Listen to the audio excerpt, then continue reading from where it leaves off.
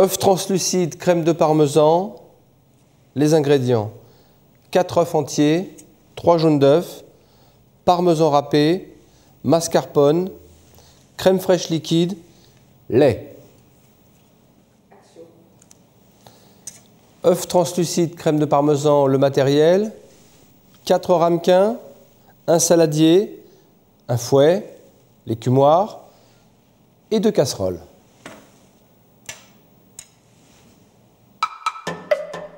L'œuf translucide est une réalisation assez technique, je le reconnais. L'histoire de cette recette est née dans les sources d'eau chaude au Japon, où on cuisait les œufs comme ça à basse température. Et c'est intéressant parce que quand on décoquillait l'œuf, eh bien, la protéine de l'œuf était restée transparente et on voyait le jaune, mais le jaune cuit, bien sûr, légèrement coulant, un peu épais, mais légèrement coulant. Et avec ce type d'œuf, eh bien, les Japonais préparaient différentes recettes.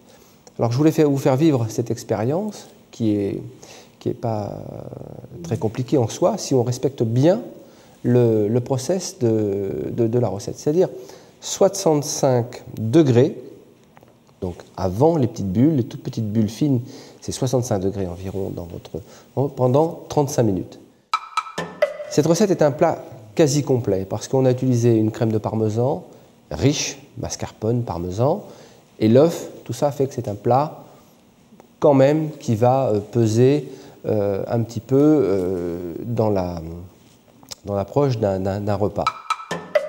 Si je considère que ce plat est un plat à lui tout seul, pour une entrée, j'irai vers une entrée très très légère, vraiment très légère, une soupe ou une salade légère, et un dessert très léger qui pourrait être un fruit cuit ou un fruit translucide, comme c'est indiqué dans Easy Marks. J'avais été assez impressionné par la cuisson des œufs au Japon, notamment chez Takaishi à Kyoto, et où on arrivait à avoir cette texture du jaune extrêmement étonnante parce que c'est un jaune sirupeux presque, et puis un blanc qui reste translucide évidemment parce que l'œuf n'est pas monté trop en cuisson. Donc ça a donné une esthétique particulière et bien sûr j'ai eu envie de le rapporter dans une cuisine plus occidentale.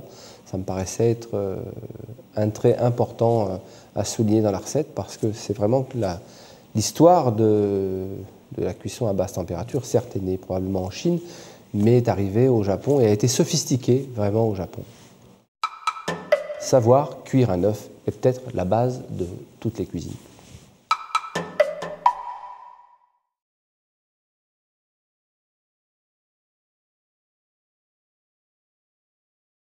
Dans une casserole, mettre à cuire 4 œufs dans de l'eau à 65 degrés, l'eau donc très chaude, mais sans bulle apparente. Au fond de la casserole, pendant 35 minutes. Pendant ce temps,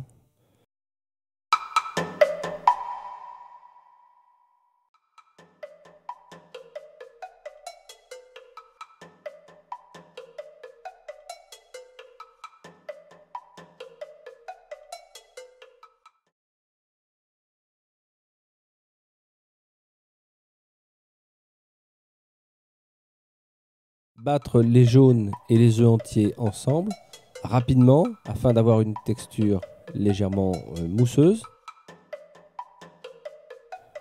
Mélanger le parmesan.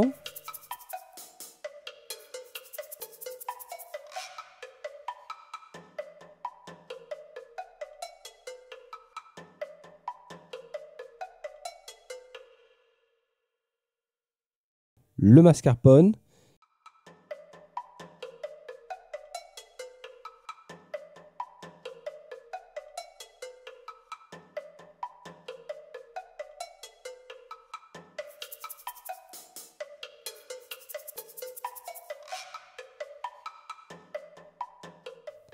Battez bien tous les ingrédients ensemble.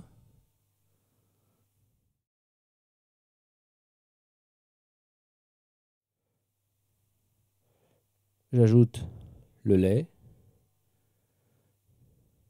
et la crème liquide.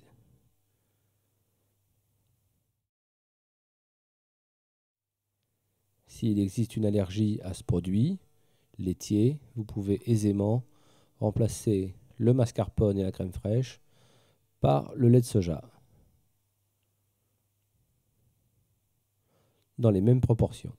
Je fouette bien tous ces ingrédients afin d'obtenir une texture homogène.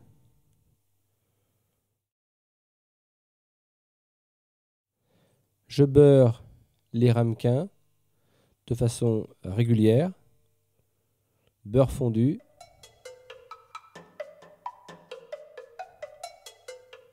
Je répète l'opération 4 fois.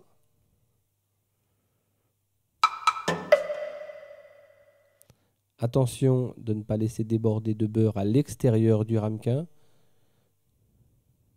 pour éviter les taches sur le ramequin à la sortie du four. Je remplis chaque ramequin de la préparation en prenant soin de ne pas tacher l'extérieur de ces ramequins.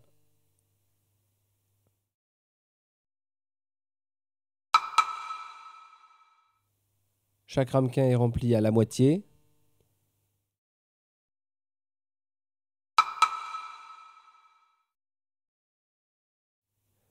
Et nous allons pouvoir maintenant enfourner ces ramequins au bain-marie dans notre four préchauffé.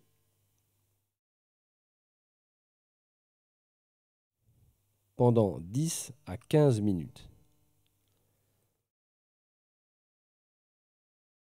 Les œufs sont refroidis à grande eau afin d'être décoquillés sans se brûler.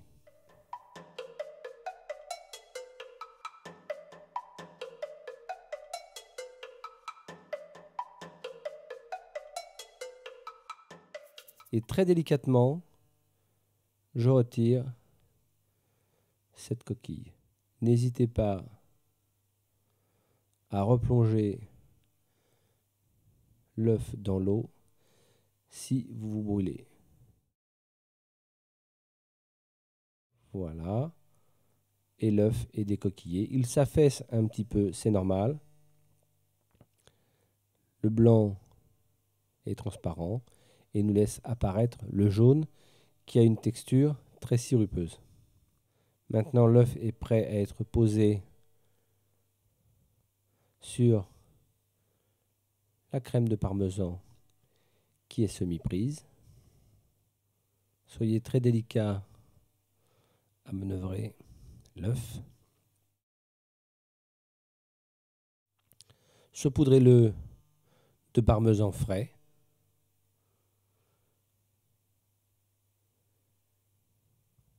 Et servez.